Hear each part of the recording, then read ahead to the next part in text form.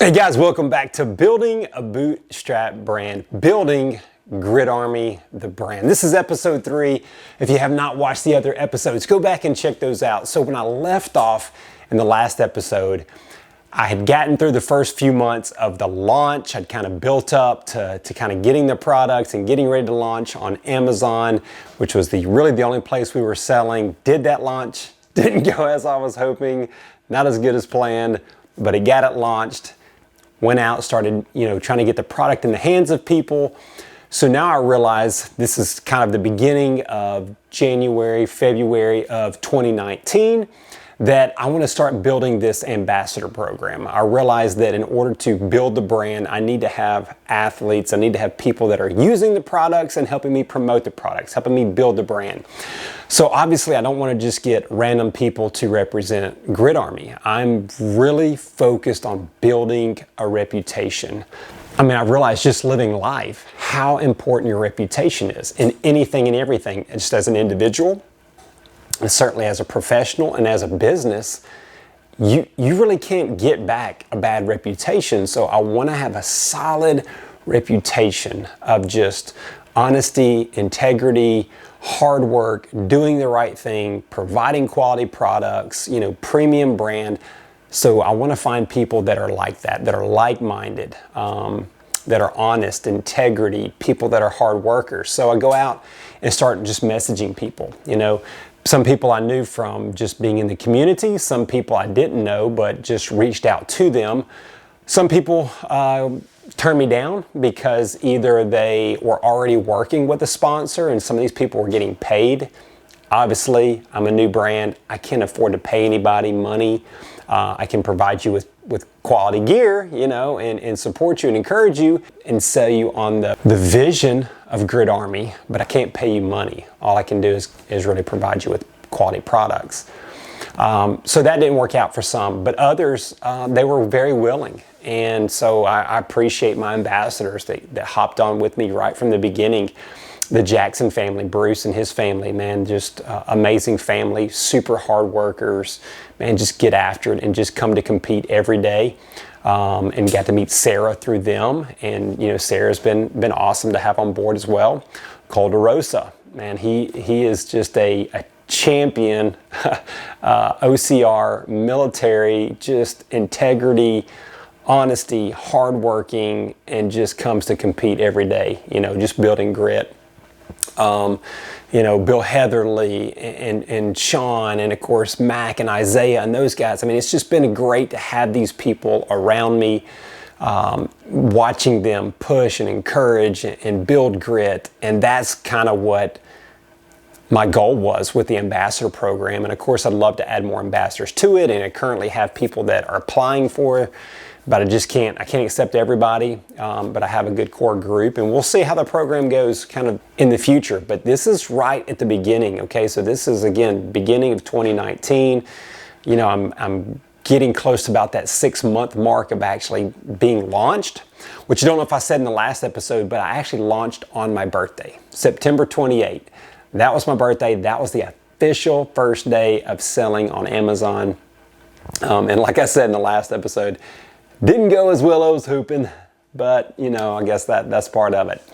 So let's fast forward a little bit. So now comes March, and I decide, I really would like to have a t-shirt. If nothing else, just something that I can walk around as a billboard, get my ambassadors, something that they can have and wear, in races or just at venues and stuff.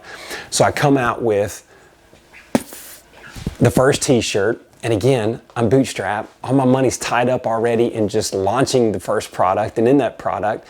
So I go and I find some blanks through Bella Canvas shirts. And so I get those, I have them printed up, just a handful to kind of sell and to get to ambassadors and for me to wear. So I got some t-shirts. Now comes June, I'm continuing to go to races and I'm continuing to encourage our ambassadors. Our ambassadors are representing well, just being on social media, continuing to try to build the reputation. So in June, I really was wanting to launch a second sock. Honestly, from day one, I was ready to go ahead and launch like a handful of socks, but limited money. And I also knew I needed to focus on just a few things to try to make them successful before going to others. But The high compression socks, I mean, that's a pretty specific sock. I mean, for me, I'm really only wearing those for races and maybe for some long runs, or perhaps, you know, if my calves are sore or tired, or, you know, need some recovery, but they're not an everyday sock. And I started looking at just my everyday socks, and I was pretty embarrassed at my sock drawer, how they had holes all in the toes, the heels were worn out. I'm like, man, these are trash, right? I need some quality socks. So I developed the low cut, no show, everyday use sock. That's great for whether you're just working and on your feet, maybe you're going for walks, lounging around in the house, exercising, runs. I even have some of my ambassadors that love to wear these in races, but they are super comfortable, very padded, anti-odor. Look, they are a thicker sock, but they're not too thick. Okay, I'm a South Florida guy, so I don't want like super thick wool, you know, socks to be wearing in 90-degree heat. But I do want some thick socks from the standpoint of they comfort. They're cushioned, they help. So this is the sock that I developed. And again, like the first sock, it's trial and error. It's I don't like this, I want this, they don't fit exactly right, or I want to change this feature. Like one of the features that I worked on for a while was this little back tab.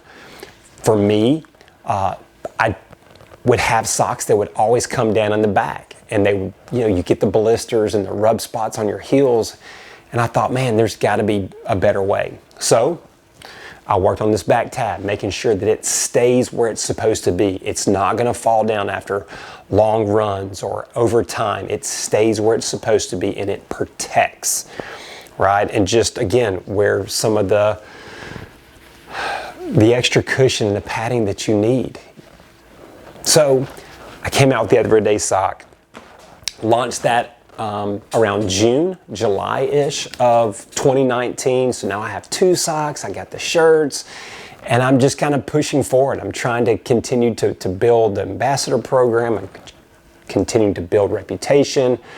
Everything right now is still pushed through Amazon. I was trying to get, you know, in favor with the algorithm and try to drive all my traffic to that, but I'm just not getting many reviews. I mean, it seems like for every 100 socks that I sell, maybe I get one review, and it's like, come on, people, give me some reviews, because it's not looking like I'm even selling many socks, which I wasn't selling a ton, but it's not like I'm getting many reviews either.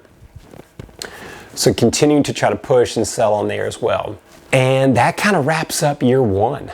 You know, I'm still kind of developing the website. You know, I've got a website. I'm trying to post some weekly blogs on there. Like I'm doing some articles maybe on running or building grit or just trying to get in shape.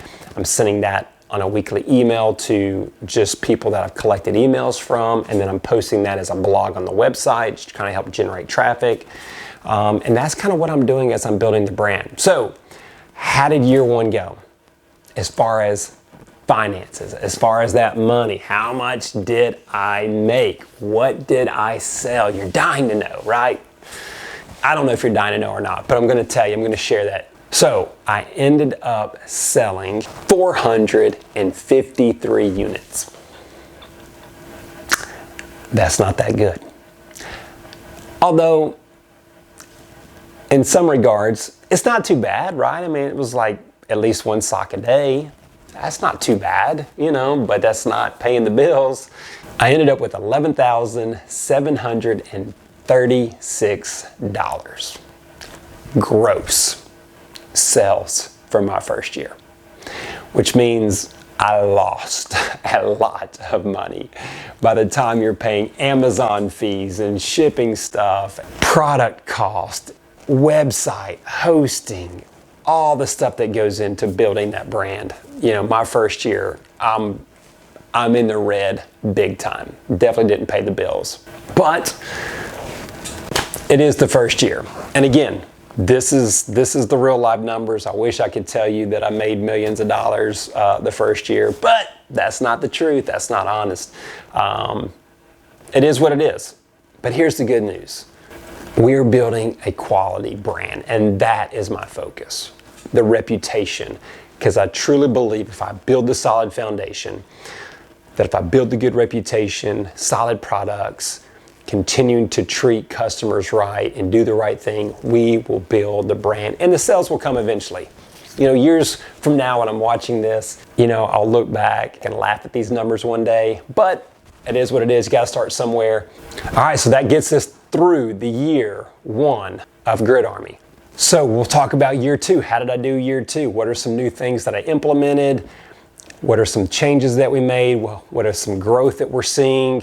So we're going to talk about that in the next episode, episode 4. So if you have not subscribed to the channel, click those notifications and I'll update you with another video soon. All right, guys, thanks for watching. Go out there and build a business.